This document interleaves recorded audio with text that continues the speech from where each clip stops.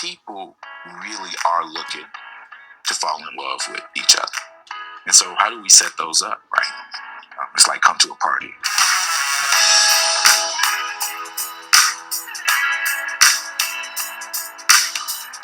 My name is Harges, co-founder of The Learning Tree in Indianapolis, Indiana. My role is as the social banker and the roving listener. I ended up a stay-at-home dad, and I spent my time in the neighborhood where Broadway United Methodist Church is. Mike Mather was a pastor at the time of Broadway Christian Parish. He started seeing some gifts and things that I was doing already that I didn't really realize that had value. And he came up with an idea which eventually created the roving listener.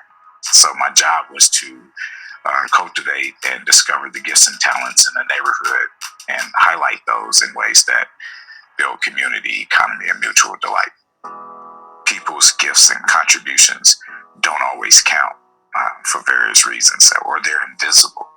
And instead, what takes its place is kind of a scarcity mindset where these places lack and they need help. One of the things I started discovering after taking a closer look was that there were flourishing gifts and talents not even being utilized for the better of the whole of Indianapolis. We've always had gardening programs in our neighborhood, but no one ever asks how many gardeners. Going through a neighborhood, we basically just pay attention. There were over 45 gardeners in the 4-block radius around the place we live. And we gathered those groups of folks, and then we celebrated them, and then we connected them, not only in the life of the church itself, but in the life of the larger community. So we made connections with IU Health, right, who made some investment in this group. And the group turned around and used their gifts and talents to create a market for the hospital. When we think about people transforming, there are intangible currencies that bind us as humans to be better. One of those is faith. We believe this is how we act. Imagination, sparking and catalyzing people's imagination makes us richer, right? The social capital, that social network, that social fabric. There's privilege in being connected. We talk about tithing our money. With the other intangible currencies, we can share our relationships. The part I say kidnapping people to fall in love, that's a currency that I use, the relationship, right? Trust. When people trust each other, all the other currencies start to fall in place.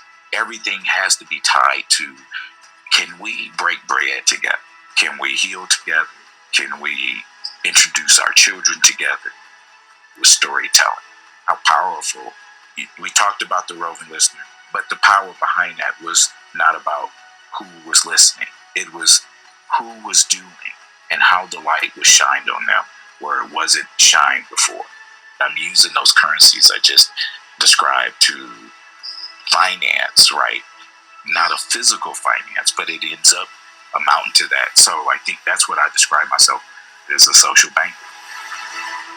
Going through a neighborhood where we discover new things. So like because of gentrification, there is a lot of development and work, and that leaves a lot of dumping.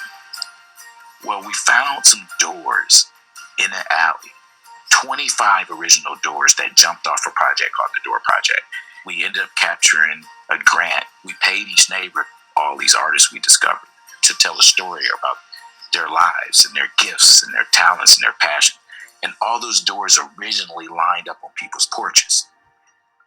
After that, it became so big, those doors ended up in the exhibit, and now they're going to be in a national exhibit.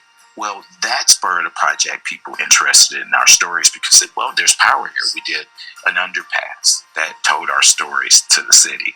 So when people roll up under it and say, this is who we are as a community, we're no longer invisible.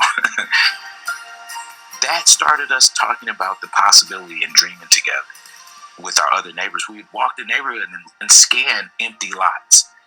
They had is a city block that is on the canal that is the line where gentrification is ran up to. And we said, well, if we bought that.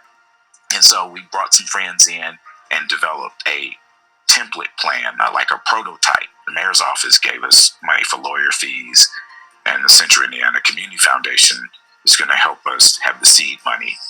So we really kidnapped city structure to say, look what we are about to do.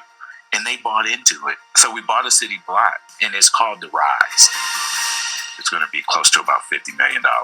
It'll have around 50 units of housing. And so the plan is to develop it in a way that is collective investment.